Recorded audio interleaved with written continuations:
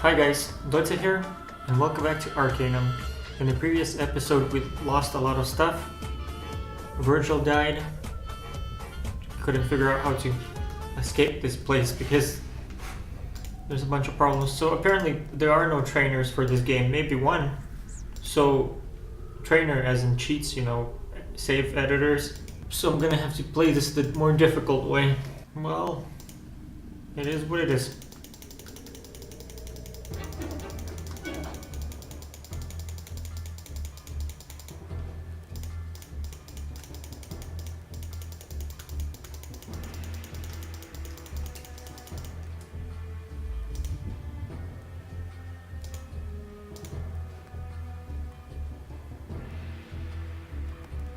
I need to do some serious leveling up.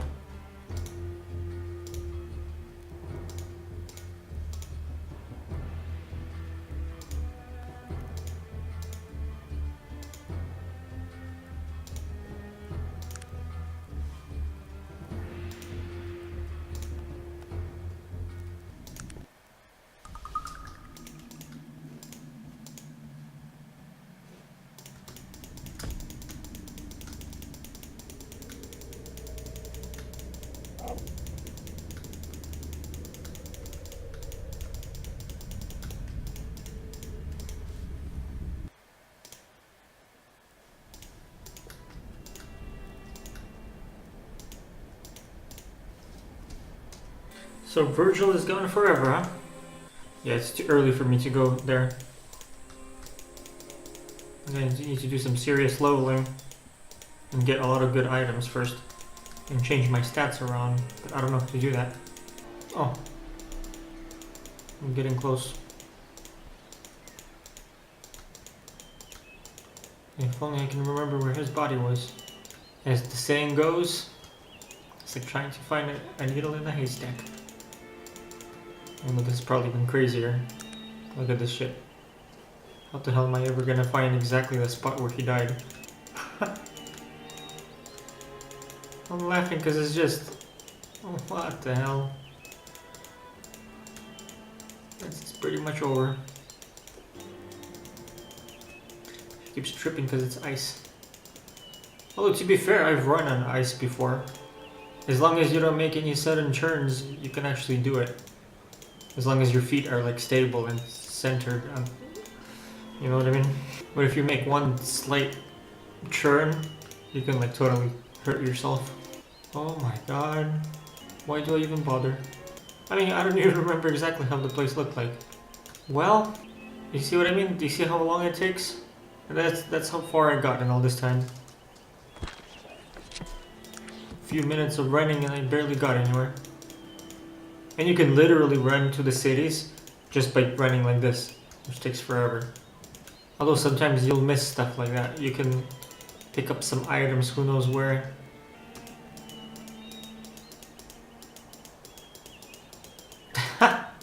Jeez, it's not that difficult, come on. You're like wearing super slippery shoes or something. This is it, I'm getting close. I just don't know, it's probably either south or here somewhere. Where was he? Is his body even still around? If he's here, then there should be polar bears and stuff. But if he's not here, this is totally wrong.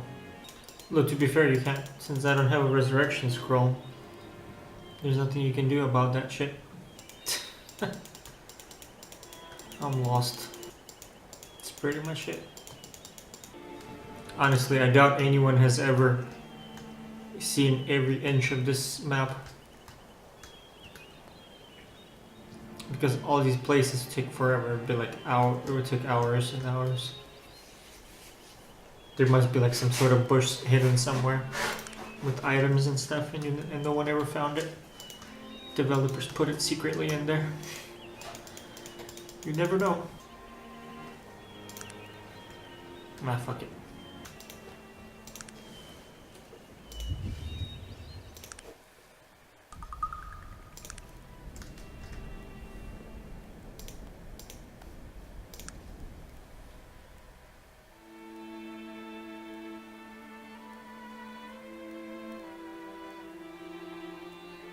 Just to get the idea of how long it takes, look at this. She keeps moving and how many days pass in game. That should give you an idea of how long it really takes. Look, watch, I'm gonna stop right here. I'm almost there. Now look at this. If I run there, even that close, and it's still all this running you're gonna have to do. Okay, 5, 4, 3, 2, 1, and I'm here. You see how long that took? Took like what, 2 minutes? And that was like right near it. We're gonna have to go south. This is the wrong way probably. Ooh. Nice, I love when you get free stuff. Free loots. And mushrooms. There we go. And we're here.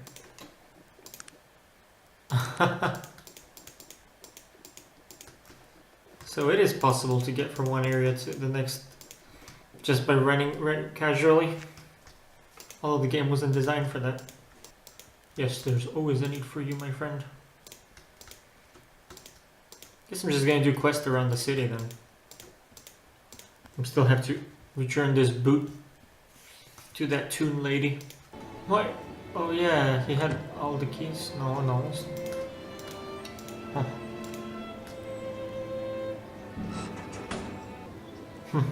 Here's 10 coins. You're truly kind, madam. I thank you. What can you tell me about Black Mountain? Black Mountain sounds dwarven. Good day to you. Hello, sir. I find it is. I am Mr. Black. What do you want? What can you tell me about this place? Listen, lady, I do not have time for your interruptions. If you need assistance, speak to the shopkeeper. Goodbye. That's rude. Let us trade. Is there something... What? We have nothing to interest you here, madam. That's just rude. Are you fucking shitting me right now?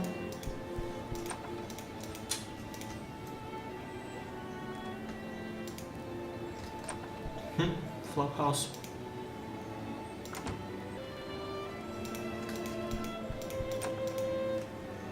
I need to rest here.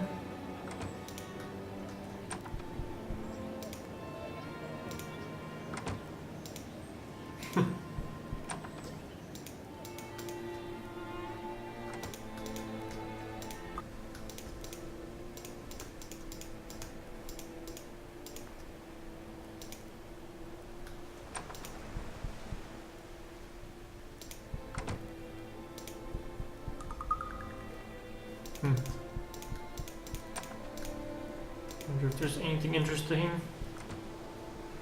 Nothing here, huh? Really odd. What do you want? Shall we barter, dear lady? Why not? Let's buy it.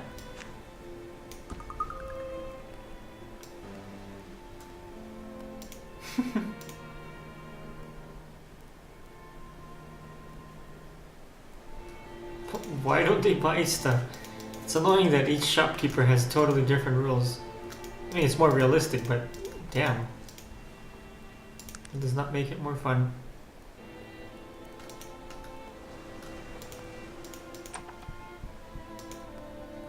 Hey, what do you think you're doing then? I thank you to leave my house. Pardon me, I was looking for some work. Looks over you as if he is deciding something. I don't happen to have any work. There's some reason you'd be here asking me about employment in particular? No, I was just looking to earn a day's wages. Well then, I don't know why you'd come around here asking me about work. Alright, perhaps I will be seeing you around.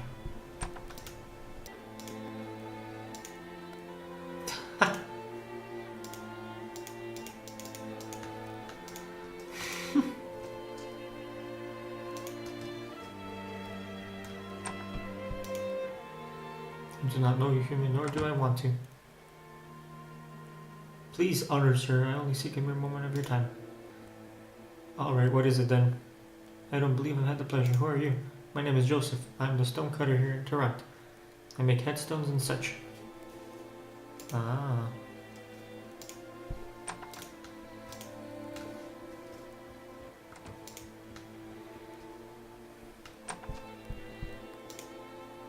I believe you have the wrong house, madam. Perhaps you better leave.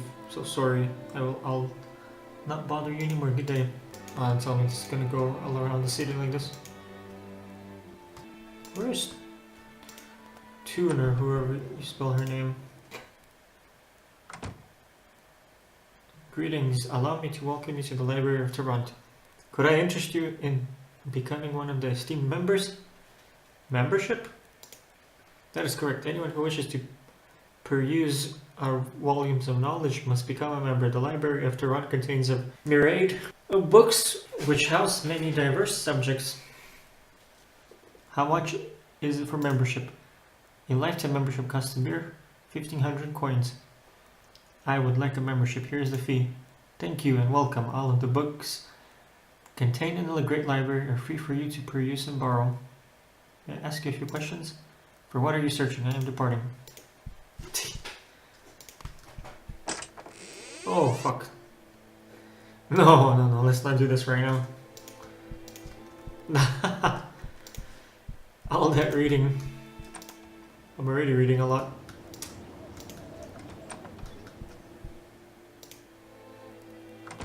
Be quick about it now. I have to be on. Hello, sir. Might I ask you who you are? I am Benjamin Gershwin, Doctor of Phrenology. How can I be of service? Nice to meet you, Benjamin. Did you say phrenology? Phrenology? It's the science of the head. You see, every man and woman's head is characterized by different bumps and ridges. Through studying these, I attempt to extrapolate the personality of the individual involved. It's dreadfully interesting and phenomenally accurate. Will you read my mind? My head? Sure. Surely here, if you just lower your head and turn to the right. Oh, quite interesting. I would surmise unquestionably that you are indeed a human. Your powers amaze me, Benjamin. Yes, I know. But remember, it's not me, it's science. The phrenology is the science of the future. Of course, what are you currently working on? It's interesting that you ask. I'm looking to acquire the skulls of Jin and Xin, the famous Renard Siamese twins, for my studies. They were elvish debutantes, who were joined at the hip their whole lives. Scandalous characters as well, stories of their exploits still float around the elite Tarantian social circles. Acquire them? Where can these skulls be found? Well, that's going to be a bit of a problem. Perhaps you could help me with it? They're interested in the mausoleum in the Toronto Cemetery. I'll pay you mausoleum in the Toronto Cemetery. I'll pay you 100 gold coins for your trouble. Certainly, and I will return. Thank you so much. The information in these skulls might very well unlock the final phrenological secrets. Help us to gain insight into the workings of the human mind. I'm sure they will. Goodbye. Ancient diagram. Who knows what it's supposed to mean? Speak human, or do you not know how? Sir, we've only just met. Where are your manners? I'm so very sorry, but you're having a most unpleasant effect on my general disposition, madam. Please, I'd rather you just left me alone. Sir, there must be something we can do to get past this. Well, I suppose I might be able to look past your glaring faults for now. Now, what exactly do you need, madam? Might I ask who you are? I am Professor Aldous Bugsington, and I am the head of the religion department here at the Toronto University. And you are? I am Dotsya. Might I ask you a few questions? Tell me what you do here. Me? Oh, I've been here at Toronto University many years. Mostly I teach classes, but I still do a fair bit of research when I can find the time. What sort of research are you doing right now? Currently, I'm studying the older pagan religions of Arcanum. As I'm sure you're aware, the Penari have been the favored religion in Arcanum for the past 1500 years. But in the years before the Age of Legends, there were many religions and many gods. Each of the races had certain gods that they prayed to, and those gods are what I've been studying. I see. Could I ask you a few questions about the pagan religions? Of course. Do you believe in the pagan gods, Professor? He gives you a shrewd glance. Do I believe in them? That's an interesting question. I've studied almost everything there is to know about the pagan gods. I've visited some of the temples, even made an offering or two. All I will say is this. I've seen enough to know that these ancient beliefs are not to be trifled with. Tread lightly among the old gods, my friend. I have a few more questions about the pagan religions. Tell me about the pagan gods. There were 12 pagan gods in all. 8 lesser gods, 1 for each of their 8 races, 3 greater gods, and the Allfather. Offerings were made to the gods in hopes of getting their blessing, and each god demanded a different offering. I've done quite a bit of research on them. I wrote a book about them. Would you like a copy? Sure. Here you go. It gives you one. Is there anything else I can help you with? Is there anything else you can tell me? Are there still pagan temples? Yes, there are still individuals who worship them as well. Both the Order and the Helkion and the cult of Gishtiana are examples. Most of the ancient pagan temples are in ruin now, but you can still find them scattered throughout Arcanum, and some will have their altars intact. What else is gonna say? What is that diagram on the wall? Ah, yes. We called it the Mazarin's Mystery. Who was Mazarin? Mazarin was an elven mystic who did his share of research into the old religions. About 3,000 years ago, he wrote the Book of the 12 Powers, which was a fairly cryptic analysis of the pagan religions. According to Mazarin, there was some sort of deeper connection between all of them. What do you mean, deeper connection? Well, Mazarin believed the gods and their powers were somehow interwoven, and this diagram is supposed to explain how they were related. Certain gods don't get along with other gods. So-and-so begat so-and-so, get blessed by this fellow, and that fellow curses you, that sort of thing. I see. Can you explain the diagram to me? There is an excerpt from the Book of the 12 Powers that might help to explain what it means, but no one has ever been able to solve Mazarin's mystery. Excerpt is in the book I wrote. I already have one. A few more questions. Oh, I see. Okay, so it's in this book. Whew. Hope this isn't a very long read. The Pagan Gods of Arcanum by Aldous T. Buxington III. The following is a brief description of the pagan religious figures of Arcanum. Most, with a few exceptions, have been forgotten and lost to antiquity. It is this author's experience that the old gods do indeed have power, and are not at all to be disavowed. The lesser gods. There is a lesser god for every race in Arcanum. I have classified them into 3 categories: the noble lesser gods, the neutral lesser gods, and the darker lesser gods. The noble lesser gods. Teriel, the elven god of wisdom. Before the advent of existentialism, the elven people were mostly mystics who worshipped natural deities. The most powerful of these deities was Teriel, god of the trees, who later came to embody wisdom. Teriel was both blind and mute, and could only speak through the wind or the rain. Offerings to Teriel were the small wooden statues known as litani, or houses of the soul. Such idols, carved once a year by elven shamans, were said to hold the spiritual essence of the owner. Every year the litani, keep saying it differently, were offered to the Teriel and then burned. Offerings of the litani to the Teriel were believed to increase both intelligence and insight. Gishtiana, human goddess of love. Gishtiana has been a central figure in human paganism for as long as their history has been recorded. Human mythology claims that Gishtina was often a mortal woman who was so beautiful that she was made into a god by the moon and the sun. Humans believed that Gishtiana would smile down upon them in twilight, and her love was manifested in springtime. The festivals to the goddess were a time of celebration, wrought with music and drink, as well as various rites of physicality and fertility. Offerings at the altars of Gestiana were usually passion root, which was believed to bring the giver increased beauty and charisma.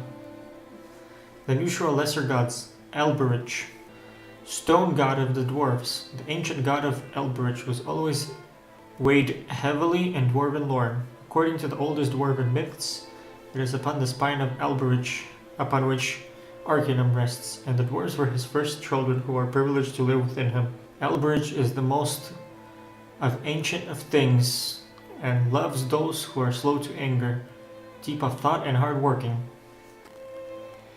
To the altars of Elberich, dwarves bring chunks of lava rock. To them, it represents his anger, which can be terrible, but which is cool and light when all is well with his children. Dwarves believe these offerings bring them increased strength. Makal, the Bedokan, god of the hunt. Very little is known of the lizard-like nomadic Bedokan. The following is an excerpt from the Fauna and Species of the Dark Fens by the famous Gnomish explorer Sir Warren Purrington. They have language and the most elementary beginnings of culture, but besides that seem altogether wild and ferocious. Their simple religion revolves around deities they call the Snake Fathers, one of whom is being named Makal, the god of the hunt. Before their daily outings to find food, Bedokan warriors kneel before the altar of Makal and offer small pieces of something they call the Heartstone, which looks to be some form of rough diamond or crystal. Where they get them, I've yet to ascertain. Bedokan warriors believe that the offerings to Makal give them speed when hunting their prey. Truly, these are a primitive people. One-armed Bolo, the halfling god of thieves. One of the most important halfling deities was Bolo, the one-armed god of thieves. Bolo was known for his cunning ways and his love of all things precious and beautiful. Legend tells that Progro, the halfling god of the storm, cut off Bolo's arm because Bolo had stolen his shadow. In retaliation, Bolo stole Progro's soul and tore it in half. Progro promptly dropped dead. What the hell? Halflings used to offer rings at the altars of Bolo. Rings reminded them of the price that Bolo paid for his carelessness, as well as the skill he still possessed in his remaining hand. Thieves who make offerings believe that Bolo helps them to move more quietly and helps them to open locks more skillfully. Curlin, if only I knew how to open locks in this game. Kerlin, the golden god of the gnomes. Is it gnome or gnome? What's the correct way to say? Gnomes' history is well guarded, as are their most ancient beliefs and traditions. But a visit to any gnomish household will reveal at least one of their religious traditions. One will invariably find a golden statuette or likeness thereof of Kerlin, the golden god. Kerlin was the oldest of the gnomish pantheon, and all other gods were sprung directly from the palms of his hand.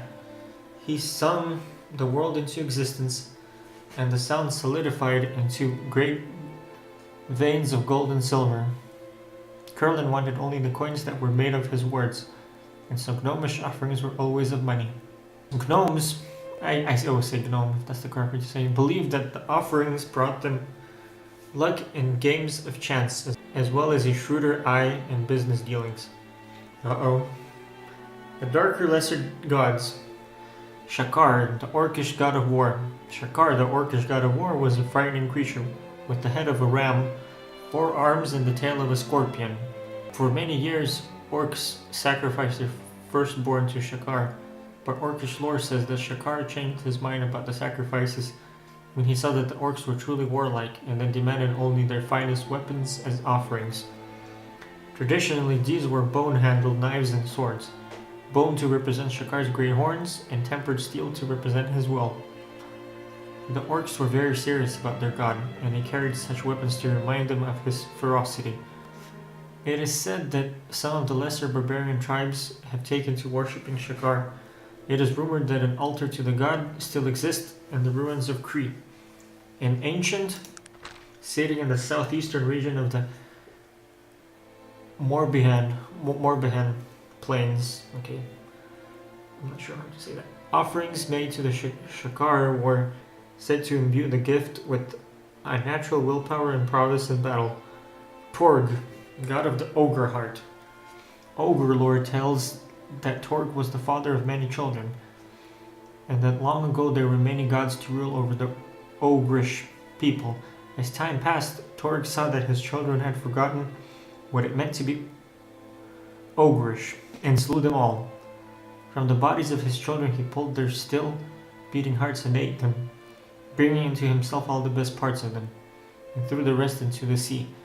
To the altars of Torg, the ogres bring rubies, a symbol of the fierce heart within their god. They believe these offerings bring them increased vitality and strength of body. The greater gods are classified so because they are cross-cultural. All of the races worshipped them in some form or another. Helkion, the god of truth, all of the pagan religions had a notion of ultimate good, and the god Helkion represented that good in all of them. He is best known as the god of truth and is the child of Helion, god of light and the sun. Wasn't that Helios? Helkion was said to shed light on all that was unknown, all that was petty or evil. An order of Helkion priests still exists in Vuriden, a small village in the southwestern region of the Morbihan Plains. Offerings made to Helkion were always the branch of the olive tree, which are most difficult to find in the light of destruction of the Morbihan forest. What was expected of the offering was unknown. Murindal, the god of shadow. Evil is an integral part in any religion. Murindal, the god of shadow, is represented in one way or another in all the Arcanum's pagan religions. Murindal is the bastard son of the moon and the Helion, the god of light. Patricide is always associated with Murindal, as legend tells that once Helion ruled over both day and night, but Murindal killed him so that the night could be his and his mother's. So the night became the kingdom of Murindal, as did the winter months. There were many secret cults and religions that worshipped Murindal, but we know little about their practices, and perhaps that is for the best. We do know that they used the black diamonds from the Bengalian deeps as offerings to their dark god. It represented loss of innocence, the triumph of the shadow. What it was expected to do, we don't know. Kaitan, the god of balance. Kaitan is the daughter of the moon and the sun, and so is the half-sister to both Helkion and Murindal. Kaitan is a trickster, a cunning goddess who is forever playing tricks on her two more emotional half-brothers, setting them against one another and laughing when they blame the other for their problems. As it was, she was worshipped by thieves and actors, but Kaitan was also the goddess of judges, and they would pray to her for guidance and discernment in all decisions, as well as for cunning when dealing with enemies. It was said that Kaitan knew all things and as well as their value. She was always smiling because most things were worth nothing at all. Worshippers of Kaitan offered to her the geode, which represented both the beautiful and the evil in the world. What was expected of the offering was unknown. Valorian, the Allfather. Of all the pagan gods, the least is known about Valorian, or the Allfather. References to him are few and far between, but all of the religions speak of a deity who watches over all, and from whom all was created. There are only two known passages that refer to the Allfather by name. Both are from the Book of the 12 Powers, written by Mazarin, the elven mystic, almost 3,000 years ago. The second will be discussed later. The first says, "And the city of wonders made great offerings to the Allfather, and he blessed them and gave them power, and they made things never seen before by the eyes of man." If there was offerings made to Valorian, it is unknown what they were, or what was expected of him if the offerings were made. Mazarin, the elven mystic. An excerpt from his Book of the 12 Powers. And the 12 powers, they are woven together, flowing inward. The road to truth starts with wisdom, but shadow first finds purchase in the heart. The road between them is marked with stones. And the gods, they are jealous gods, and often despise one another. Greed is spit upon by love without the protection of the shadow, and there serves as a reflection of the whole. Be steadfast, 4 powers, and then a fifth. 3/5 and then the one. And glory to he who gains the blessing of the All-Father, who will become as a god himself.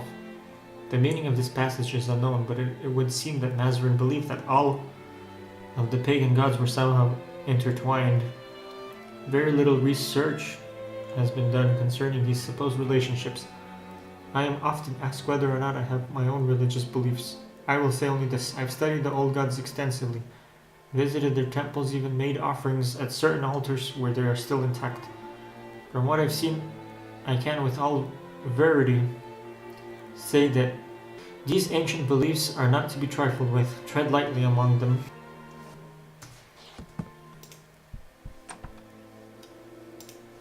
Let's see what we can find here. Before you stands a tall, bookish man with spectacles perched on the top of his head. He is oblivious to your presence, as all of his attention is focused on the telegram. Suddenly he becomes aware of your presence and looks up. Oh, excuse me. I get so involved in these telegrams people send to me. I get questions from everywhere about demons. Amazing, really. Who are you? Yes, of course. You will have to excuse my excitement. I am new to this whole phrenology discipline. My colleague, Professor Gershwin, is doing wonderful things in the field. By way of introduction, I am Professor Eakins. Eakins? Scientician and expert of demonology. Scientician and demonologist? You're mixing magic and science? I am a scholar involved in research. Magic and science are the opposite sides of the same coin. To be truly knowledgeable, one must study a tremendous variety of things. Specialization is for insects and orcs. What can you tell me about demonology? Should I even do this right now, or should I? Guess I'll do this some other time. Anyway guys, thank you for watching. I'll see you next time. Bye!